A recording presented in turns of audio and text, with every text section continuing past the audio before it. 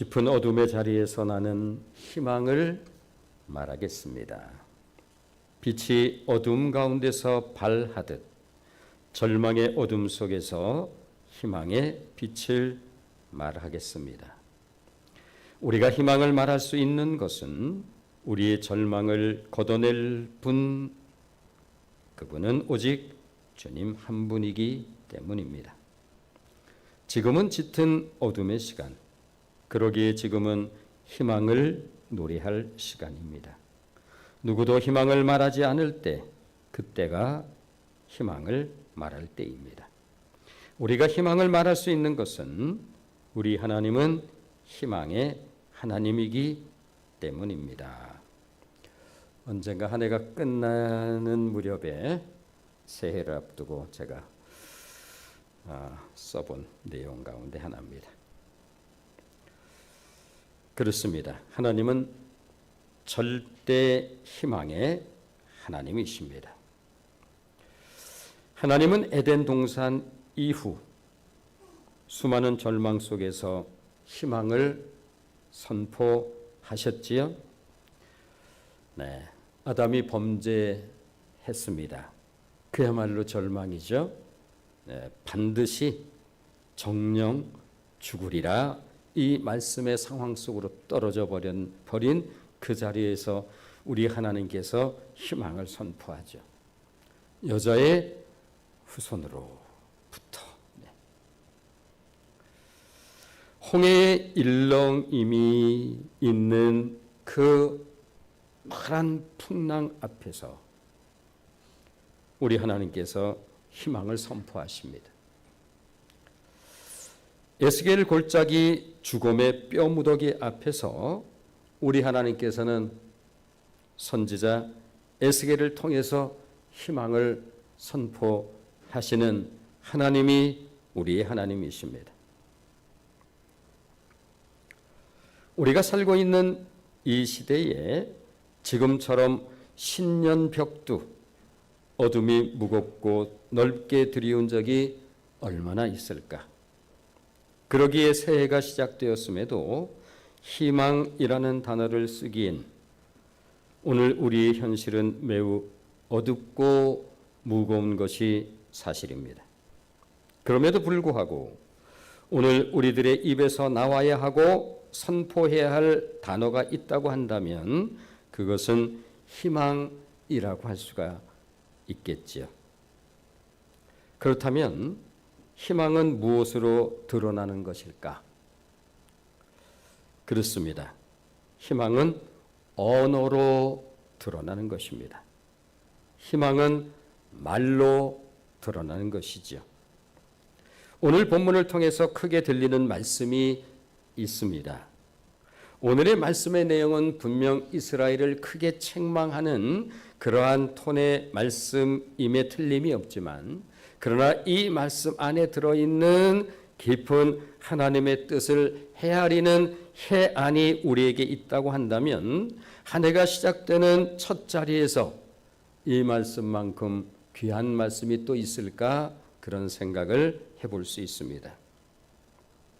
자, 오늘 본문을 통해서 크게 들리는 말씀이 있죠. 너희 말이 내 귀에 들린 대로.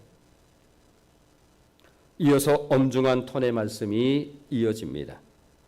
내가 너희에게 행하리라. 하나님이 원하시는 말이 있다는 의미죠. 이런 이유로 우리들은 흔히 말에는 권세가 있다.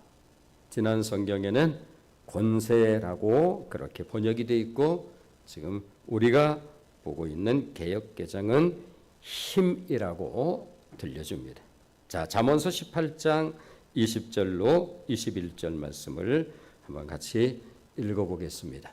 같이 읽습니다. 시작. 사람은 입에서 나오는 열매로 말미암아 배부르게 되나니 곧 그의 입술에서 나는 것으로 말미암아 만족하게 되느니라.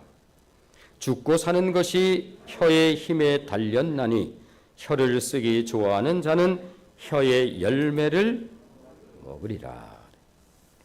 그러므로 말은 입에서 나오는 씨와 같아서. 우리의 삶 속에서 우리는 무수한 말을 하면서 살아가고 있습니다.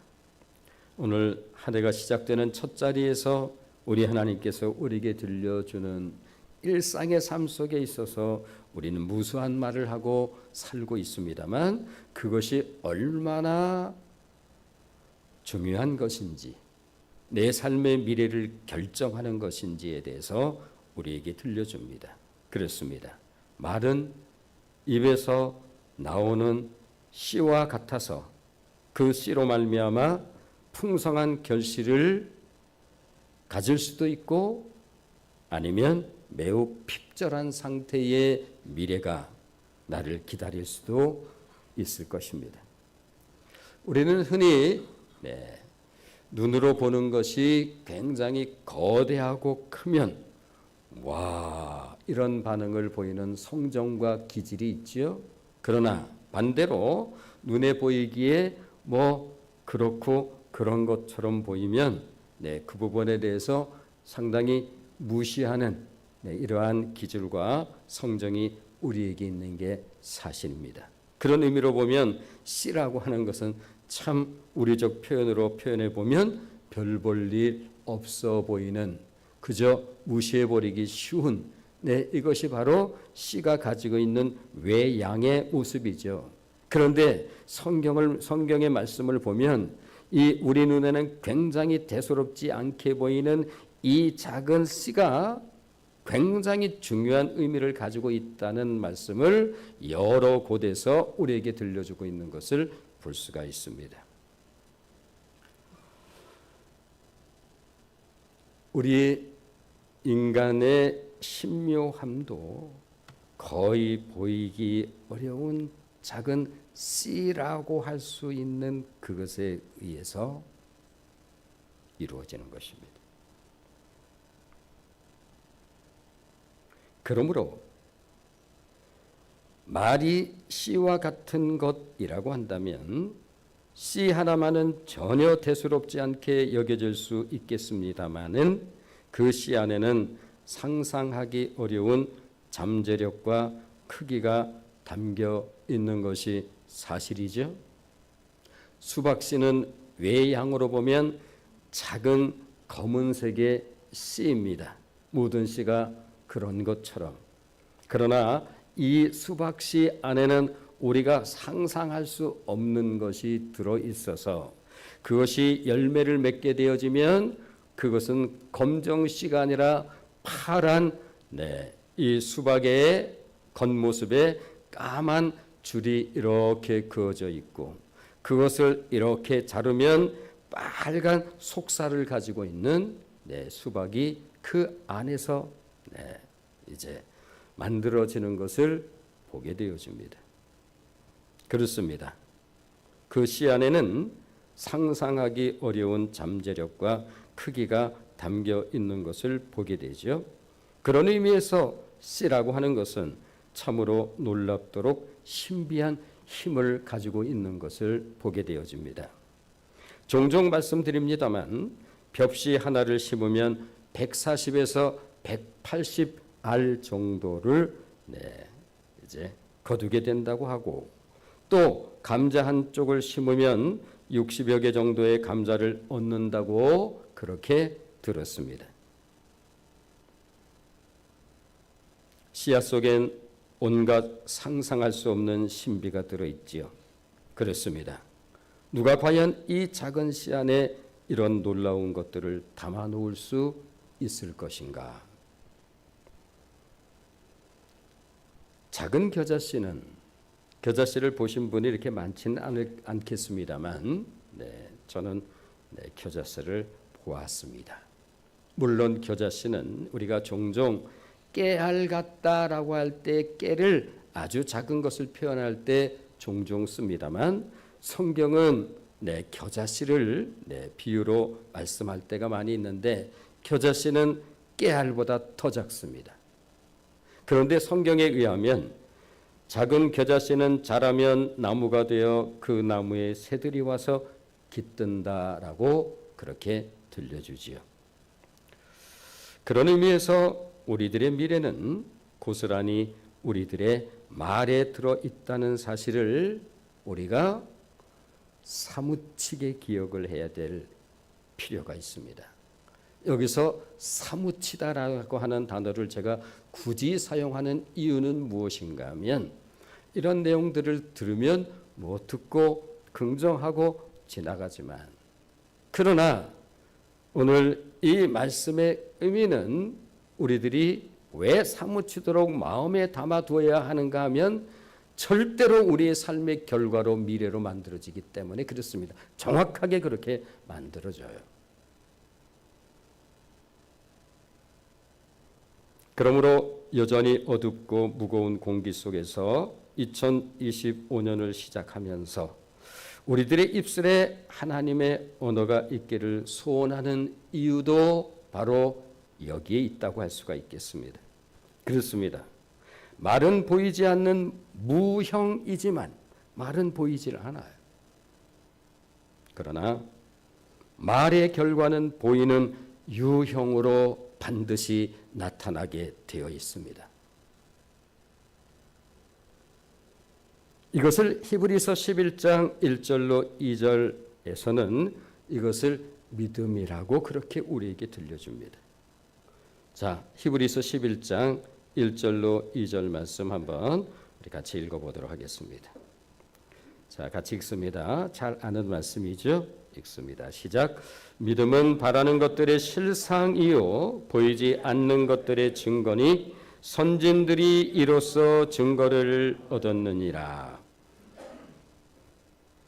믿음은 바라는 것들의 실상이요 보이지 않는 것들의 증거인데 지난주에 우리 함께 우리의 인생은 경주입니다. 달리기죠. 네. 그 시간을 통해서 은혜를 나누었던 것처럼 기라성 같은 히브리서 11장 믿음의 전당에 안치되었던 무수한 명예로운 우리 믿음의 전설들이 우리에게 보여준 삶의 모습은 동일하게 이랬다라고 들려주는 거예요. 그래서 믿음의 전당, 그 전당의 현판에 바로 이 말씀을 가장 먼저 들려주는 거예요. 믿음은 바라는 것들의 실상이요 보지 못하는 것들의 증거인 것입니다. 그리고 우리의 믿음의 선진들이 다 이와 같은 삶을 살았지요. 그러므로 믿음은 무형이지만 믿음의 결과는 유형의 증거인 실상으로 나타나는 것이라고 우리에게 그렇게 들려주고 있습니다. 그런 의미에서 하나님의 언어란 곧 믿음의 언어라고 할 수가 있습니다. 히브리서 11장 3절 말씀을 한번 보시면 성경은 온통 이런 말씀이죠. 자, 3절 말씀을 한번 같이 읽어보겠습니다. 같이 읽습니다. 시작. 믿음으로 모든 세계가 하나님의 말씀으로 지어진 줄을 우리가 아나니 보이는 것은 나타난 것으로 말미암아 된 것이 아닌 것입니다. 보이는 것은 보이지 않는 것에 의해서 나타나는 것입니다. 그렇다면 말이 가지고 있는 놀라운 능력의 의미는 무엇일까? 말이 능력인 것은 말의 원뿌리가 하나님으로부터 왔기 때문에 그렇습니다. 하나님은 말씀으로 만물을 창조하셨고 예수님은 이 땅에 말씀으로 오셨다고 사도 요한은 그렇게 들려주고 있죠. 말씀이 육신이 되어. 그러므로 예수님은 말씀이시고 예수님은 하나님이신 것입니다. 그러기에 예수님이 하신 언어는 하나님의 언어였고 언제나 능력으로 나타나는 것을 볼 수가 있습니다. 자연을 향해서 말씀하시면 자연이 순종을 합니다. 무화과 나무를 향해서 명령하시자 무화과 나무가 바로 말라버리지요. 풍랑을 향해 꾸짖으시면 풍랑이 잠잠해졌습니다. 마가복음 4장 39절로 41절 말씀을 한번 같이 읽어보겠습니다. 같이 읽습니다. 시작. 예수께서 깨어 바람을 꾸짖으시며 바다더러 이르시되 잠잠하라 고요하라 하시니 바람이 그쳤고 아주 잔잔하여 지더라. 이에 제자들에게 이르시되 어찌하여 이렇게 무서워하느냐 너희가 어찌 믿음이 없느냐 하시니 그들이 심히 두려워하여 서로 말하되 그가 누구이기에 바람과 바다도 순종하는고. 저분이 누구이기에 풍랑을 향해서 꾸짖으며 잠잠하라면 그렇게 요동치던 풍랑이 잠잠해지고 자연마저도 그분의 말씀 앞에 그대로 순종하는 모습을 보면서 저들의 마음 깊은 곳에 경탄의 말이 나왔습니다. 아마 신음처럼 나왔을 거예요. 요란한 말이 아닐 거예요. 그건 매우 놀라운 반응이었기 때문에 그렇습니다. 그가 누구이기에 바람과 바다도 순종하는 것인가. 그러므로 하나님은 언어를 통해 일하시는 하나님임을 알 수가 있습니다. 그리고 하나님께서 우리에게 주신 말에도 권세가 있다라고 성경은 그렇게 말씀하고 있죠. 그래서 세상 사람들도 말에는 힘이 있다 이런 표현을 종종 쓰곤 합니다. 잠언서 18장 21절 말씀을 한번 같이 읽어볼까요? 잠언서 18장 21절입니다. 읽겠습니다. 시작.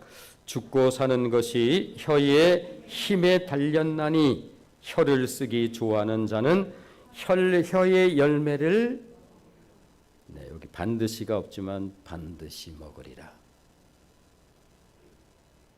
씨와 같기 때문에 반드시 열매가 있는데, 그래서 혀의 힘, 이것을 지난 성경에는 권세라고 하는 단어로 번역해서 들려준 바가 있습니다. 무엇보다도 언어에는 회복과 치유의 능력이 있다는 사실을 성경은 우리에게 이렇게 또한 들려주고 있습니다. 시편 107편 20절 말씀을 한번 보시면 시편 107편 20절 같이 읽어보겠습니다. 시작. 그가 그의 말씀을 보내어 그들을 고치시고 위험한 지경에서 건지시는도다. 이렇게 말씀하시죠. 여러 가지 표현이 있을성 싶은데, 그가 그의 말씀을 보내어, 하나님께서는 당신의 말씀을 보내어 그들을 고치실 뿐만 아니라 위험한 지경에서 건지신다라고 그렇게 말씀하고 있습니다. 세상에는 많은 수단이 있는 것이 사실이죠.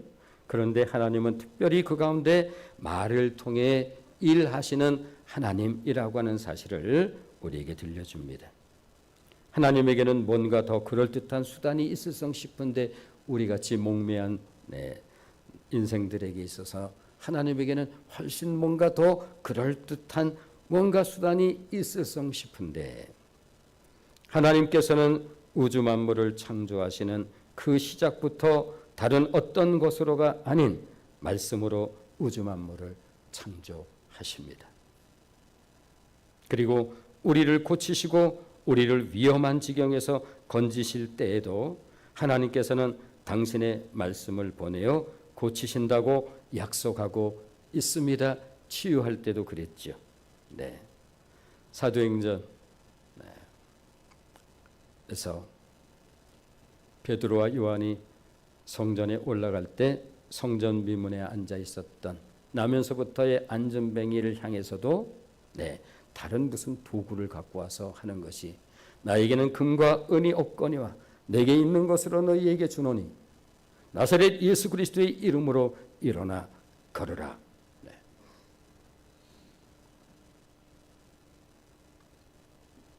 뿐만 아니라 우리들의 말에는 힘을 담아 주셨다라고 그렇게 말씀하고 있습니다. 그렇습니다. 이처럼 말에는 치유의 능력이 있다고 성경은 말씀하고 있지요. 자, 잠언서 12장 18절 말씀을 한번 같이 읽어보겠습니다. 잠언서 12장 18절 같이 읽습니다. 시작. 칼로 찌름같이 함부로 말하는 자가 있거니와 지혜로운 자의 혀는 양약과 같으니라. 그렇다면 이 낙심과 절망의 시대에 절망을 치유하는 지혜로운 양약은 무엇일까요? 그렇습니다. 희망의 말, 희망의 언어야말로 그리스도인들이 사용해야 할 혀의 권세가 아닌가요? 우리가 희망이 보여서 희망을 선언하는 것도 아니고, 우리의 지금 상황이 매우 낙관적으로 보이기 때문에 희망의 언어를 사용하는 것이 아닌 것입니다. 하나님은 언제나 어두운 자리에서 희망을 선언하셨고 희망을 선포하셨던 것을 보게 되지요.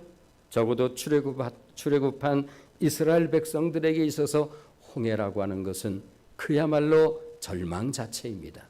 모든 것은 끝난 것입니다. 무슨 방법이 있겠어요? 저 파란 바다가 앞을 가리고 있는데 그 자리에서 하나님께서 희망을 선언하십니다. 에소겔 골짜기에 그야말로 뼈무더기, 이 죽음의 냄새가 잔뜩 묻어있는 그곳을 향해서 일어나라.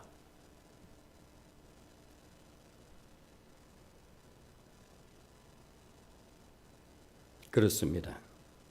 희망의 언어야말로 이 사망의 음침한 골짜기 같은 시대를 벗어날 수 있는 힘이라고 말씀드릴 수 있습니다.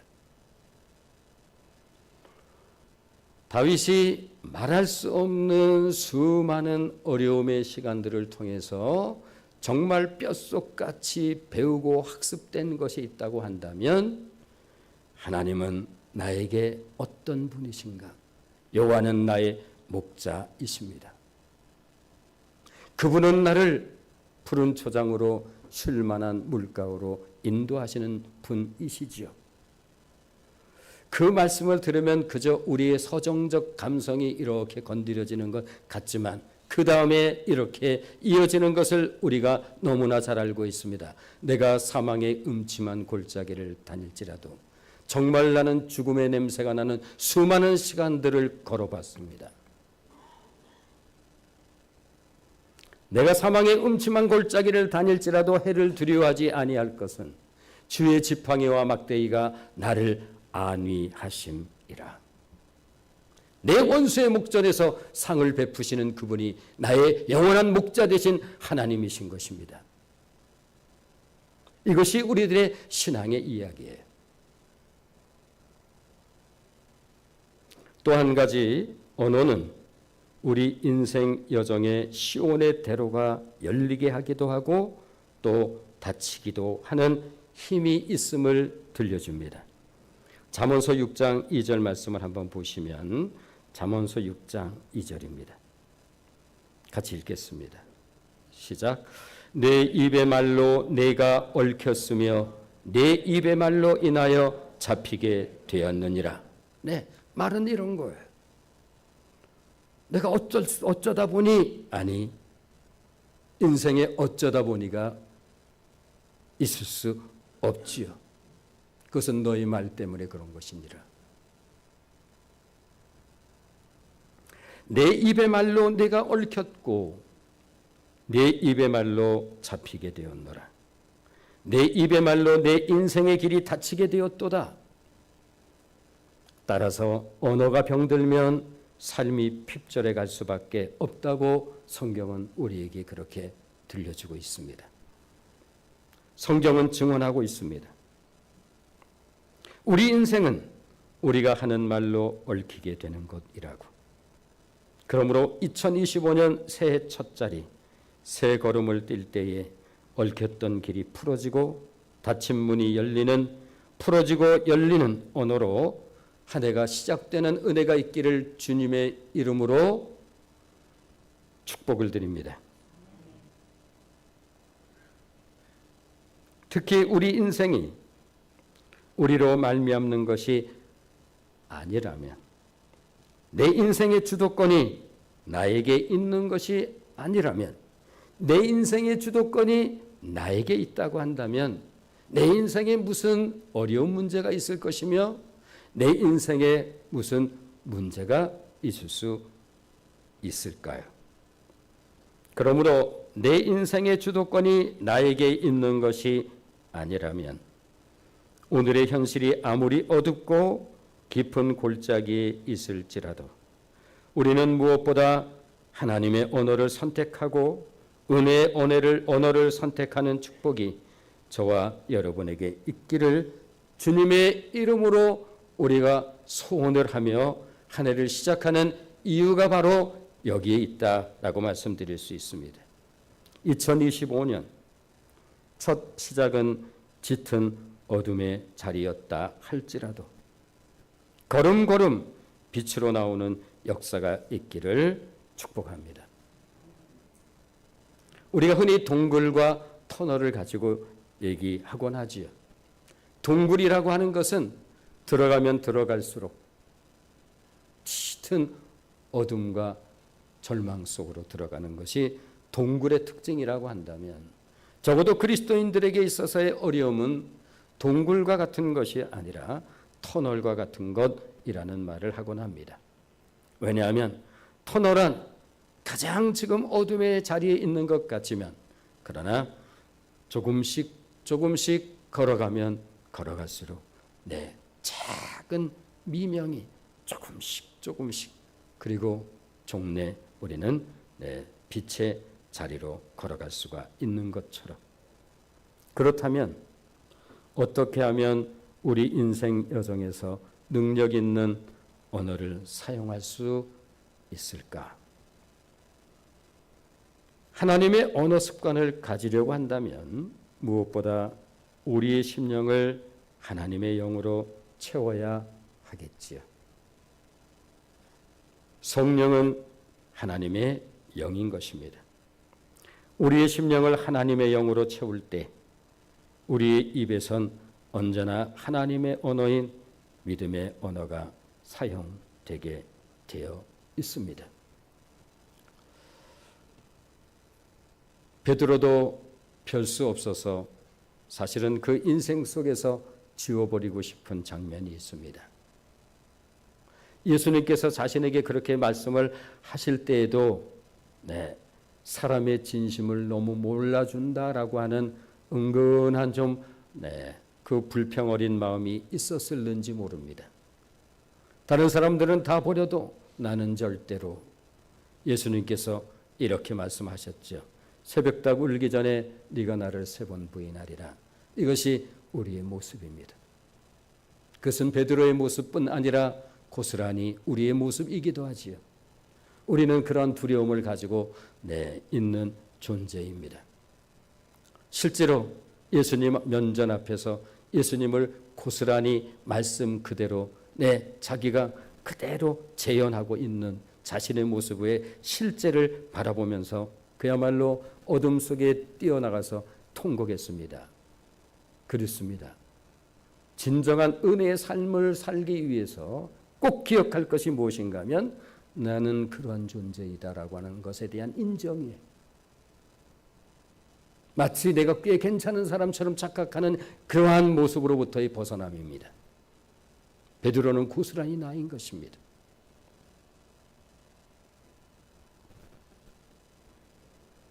그런 베드로에게 예수님께서 약속하셨던 성령이 임하는 역사가 있게 되죠.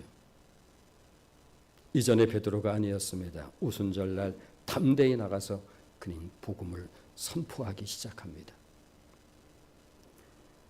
하나님의 언어 습관을 가지려면 무엇을 어떻게 해야 할까? 말씀드린 것처럼 우리의 심령을 하나님의 영으로 채워야 할 것입니다. 우리의 심령을 하나님의 영으로 채울 때 우리의 입에선 언제나 하나님의 언어인 믿음의 언어가 사용되어지게 되고 바로 이 믿음의 언어가 강력한 에너지로 그렇게 두려워했던 베드로가 수많은 그 이후에 그 많은 겁박 앞에서도 두려움 없이 복음을 전하는 사도 베드로로 바뀌어져 있음을 우리는 볼 수가 있습니다. 마가복음 11장 23절 말씀을 한번 보시면 마가복음 11장 23절입니다. 같이 읽어보겠습니다. 시작. 내가 진실로 너희에게 이르노니 누구든지 이 산더러 들리어 바다에 던져지라 하며 그 말하는 것이 이루어질 줄 믿고 마음에 의심하지 아니하면 그대로 되리라. 언제나 성경은 그 말하는 것, 이 말의 의미를 매우 중요하게 우리에게 들려주고 있음을 우리는 들을 수가 있습니다. 그러므로 하나님의 언어가 곧 믿음의 언어임을 말씀하고 계십니다. 생명의 영, 어떤 분은 이렇게 얘기할지 모르죠. 처음 신앙생활 하면서 저 사람들은 편죽도 좋아. 아니 보이지 않는 하나님을 갖다가 아버지 어떻게 저렇게 참 넉살도 참 좋다 그런 생각을 혹여하는 분이 있다고 한다면 그거는 아직 신앙의 의미를 전혀 모르고 있기 때문에 그런 거예요. 그것은 나의 힘으로 부르는 것이 아니에요. 바울이 우리에게 분명하게 들려줍니다. 양자의 영, 성령인 양자의 영이 우리에게 임하였기에 우리는 그 하나님을 아빠, 아버지라고 부르짖느니라. 믿음의 영이 무한 에너지로 역사하기에 할 수 있거든이 무슨 말이냐. 믿음에 대한 책망을 했던 예수님께서 하신 말씀이죠. 이어서 할 수 있거든이 무슨 말이냐. 믿는 자에게는 능치 못할 일이 없느니라. 사랑의 영이 우리로 절망과 두려움으로부터 하나님을 더욱 신뢰하게 합니다. 오늘 본문 27절 말씀을 보면 하나님이 가장 듣기 싫어하는 언어가 있다는 사실을 깨닫게 돼요. 만일절에는 성경에 그런 말씀이 있지. 그런데 이것은 사무치게 마음에 담아두어야 할 내용이에요, 사실은. 왜냐하면 이것으로 출애굽한 이스라엘 1세대가 다 죽습니다. 오늘 우리는 왜 하나님께서 그 말씀을 그리 싫어할까? 이제 그 이유를 알 것만 같지요. 살아가면서 원망할 일이 있지. 어떻게 원망을 안 하고 살아? 우리 입에서 충분히, 우리 마음에서 충분히 그런 생각과 그런 마음이 들 수 있을 법해요. 그런데 하나님은 유독 이 말을 싫어하세요. 읽겠습니다. 오늘의 본문 27절 같이 읽습니다. 시작. 나를 원망하는 이 악한 회중에게 내가 어느 때까지 참으랴. 이스라엘 자손이 나를 향하여 원망하는 바 그 원망하는 말을 내가 들었노라. 분명하게 하나님 말씀하십니다. 내가 그것을 들었다.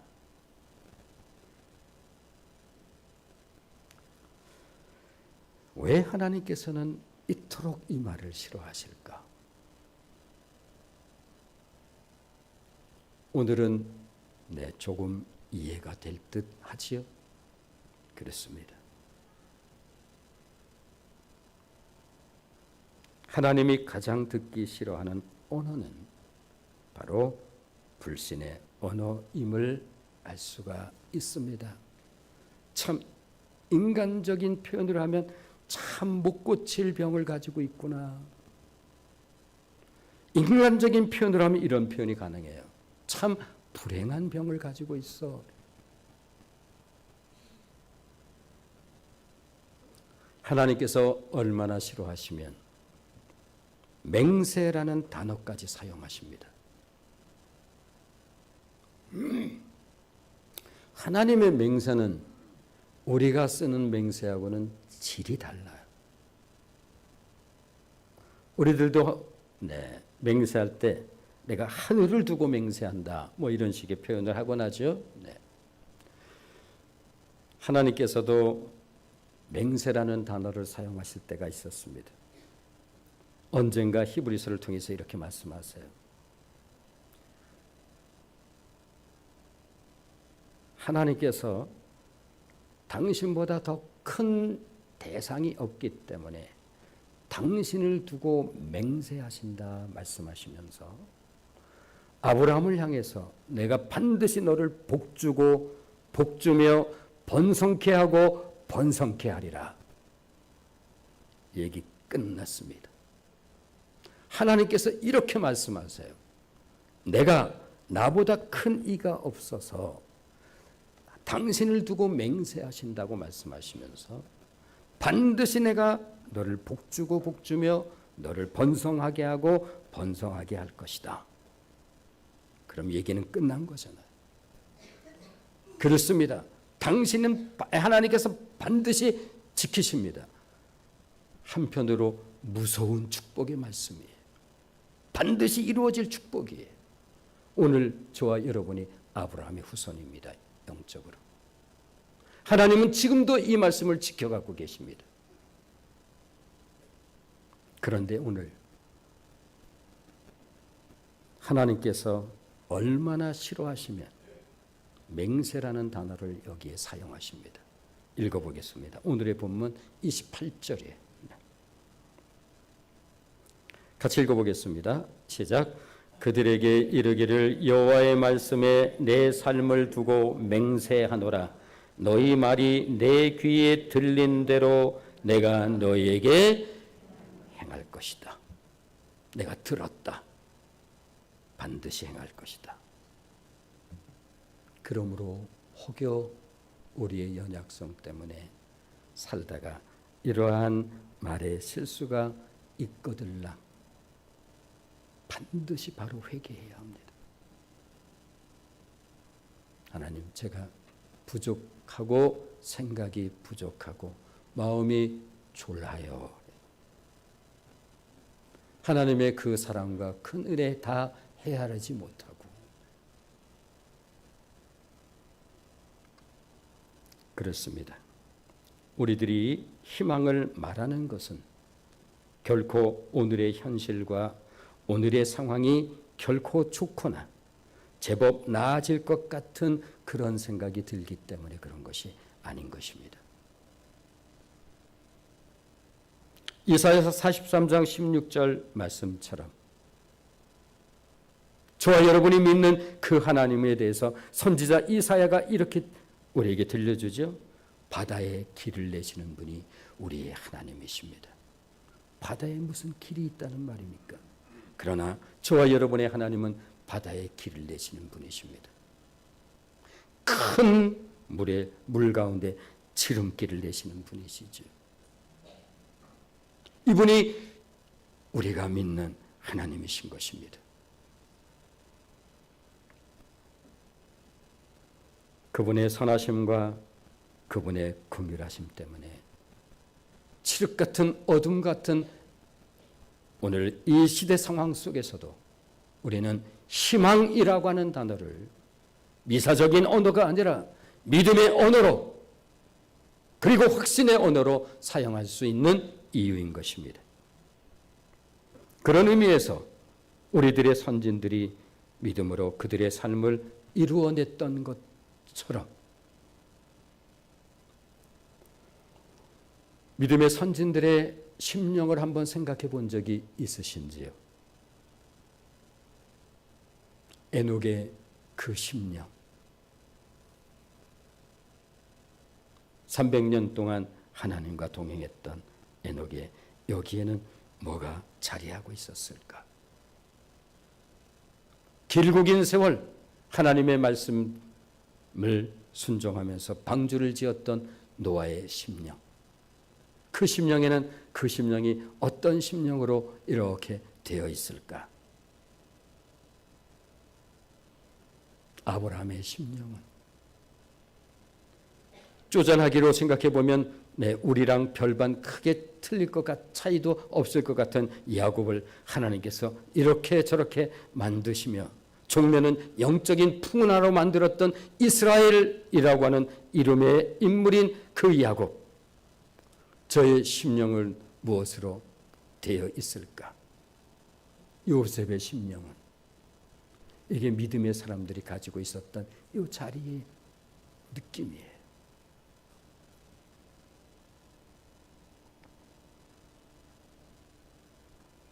(2025년) 그런 의미에서 믿음의 언어로 새해를 시작하는 저와 여러분이 되시기를 주님의 이름으로 축원을 드립니다. 기도하겠습니다. 자비로우신 우리 아버지 하나님,